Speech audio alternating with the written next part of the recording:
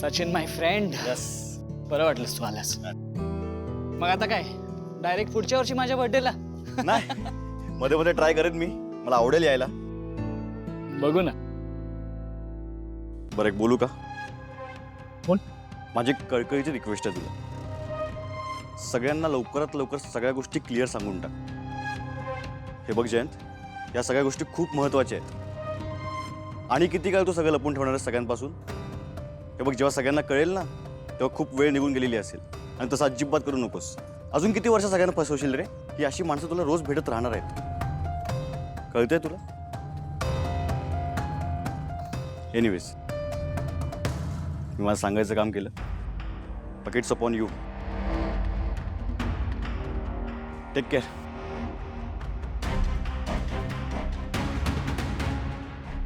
ठीक आहे. या.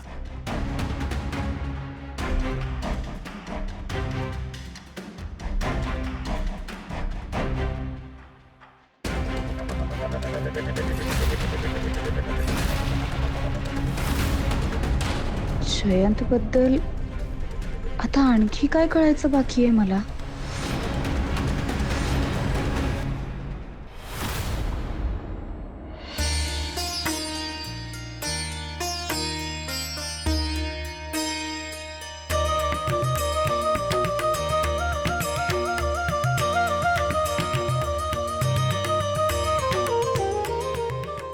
देवी आई, आज फक्त तुझ्या कृपेने आणि तू मला शक्ती दिलीस म्हणून मी माझ्या कुंकवाचं रक्षण करू शकले.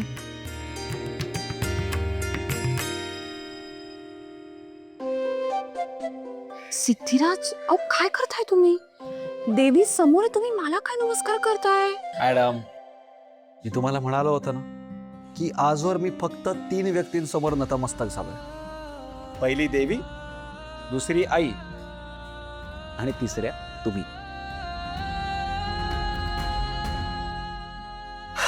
मॅडम, खरंच आज तुम्ही जे काही केलं ना माझ्यासाठी, त्यात मला तुमच्या देवीची शक्ती दिसली. ती काळजी दिसली, ओढ दिसली, तो कळखरपणा दिसला. नवऱ्याच्या रक्षणासाठी कोणत्याही थराला जाऊन लढणारी बायको दिसली. खरंच मॅडम, आज तुम्ही नसताना मॅडम तर माझं काय झालं असतं मला खरंच माहित नाही.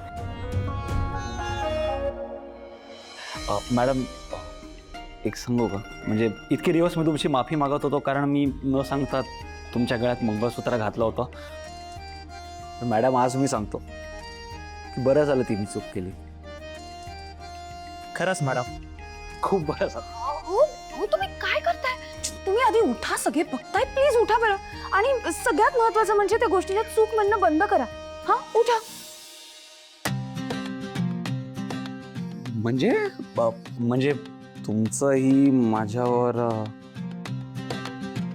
सिद्धिराज, आपण चांगले मित्र आहोत, विसरलात का?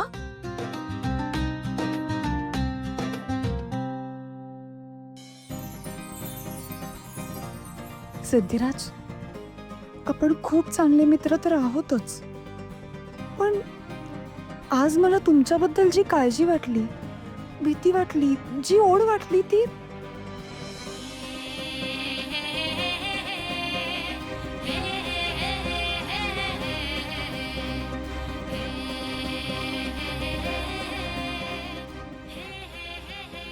भावना मॅडम, आपण खूप चांगले मित्र तर आहोतच, पण आज तुम्हाला माझ्याबद्दल जी काळजी वाटली, भीती वाटली, जी ओढ वाटली, ती नक्कीच मैत्रीच्या पलीकडची होती. हे तुमचं तुम्हालाच लवकर कळो, हीच देवीकडे प्रार्थना.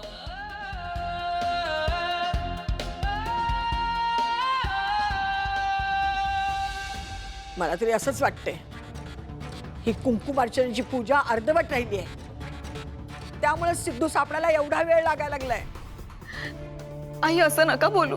नाहीतर काय, घरच्या बायकांनी देवाचा धावा करावा आणि पुरुषांनी बाहेर पडावं एवढी साधी गोष्ट तुझ्या सुनेला कळाली नाही. चल ग नीलांबरी, पूजेला बैस. भावनाची पूजा तू पूर्ण कर.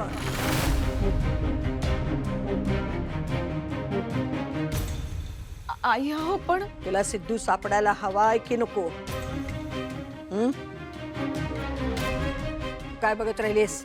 चल पूजा सुरू कर आणि बघा पूजा संपता क्षणीच सिद्धू आपल्या समोर येईल की नाही ते. चल ग बैस पूजेला. हो आजी बसते.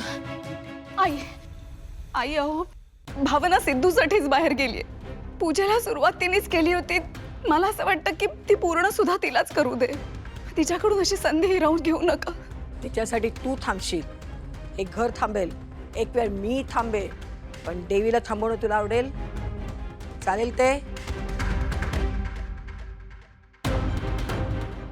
बघ आहे काय उत्तर तुला? नाही ना? देवीला थांबवणं मला चालणार नाही, समजलं? चल नीलांबरी, पूजेला सुरुवात कर. बघूया कोण अडवते तुला ते. एक लक्षात ठेव रेणुका, पूजा झाल्या झाल्या सिद्धूला शोधायला बाहेर पडलेल्या त्याच्या मित्रांना, अधिराजला किंवा पोलिसांना बरोबर सिद्धू सापडतो की नाही ते बघ. चल ग जा, पूजेला सुरुवात कर. हो.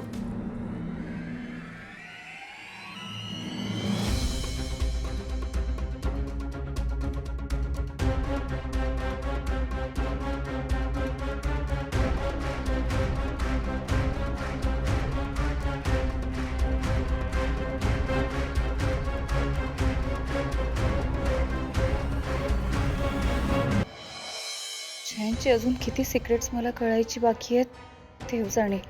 सचिन जाताना जयंतशी कुठल्या विषयाबद्दल बोलत असेल? जयंतने मला कुठली मोठी गोष्ट अजून सांगितलेली नाहीये आणि अशी माणसं भेटतच राहतील. ह्या वाक्याचा काय अर्थ आहे? कशी माणसं? नक्की काय केलंय जयंतने? आधी तो वॉचमॅन, मग विनोद, मग वेंकी दादा, अजून कोणाकोणाला किती त्रास दिला या माणसाने आणि हे सगळं कसं कळणार आहे मला? काहीच सुचत नाहीये. त्यात बिचारा तो सनी कितीतरी महिने हॉस्पिटलच्या बेडवर खिळून पडलाय. त्याच्यात इम्प्रूव्हमेंट तरी होत असेल का? बिचाऱ्याला डिस्चार्ज कधी मिळेल काय माहित. एक काम करते, मधुरालाच एकदा विचारते सगळं.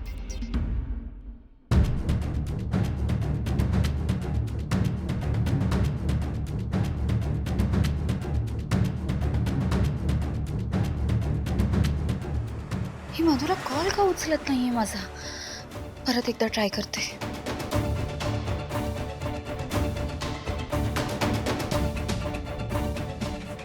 काय झालं हिला?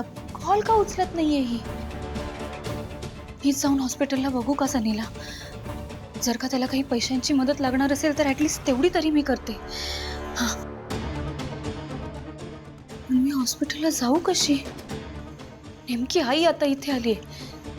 तिला जर का मी सांगितलं की मी हॉस्पिटलला जाते तर ती उगाच काहीतरी संशय घेणार. काय करू मी आता?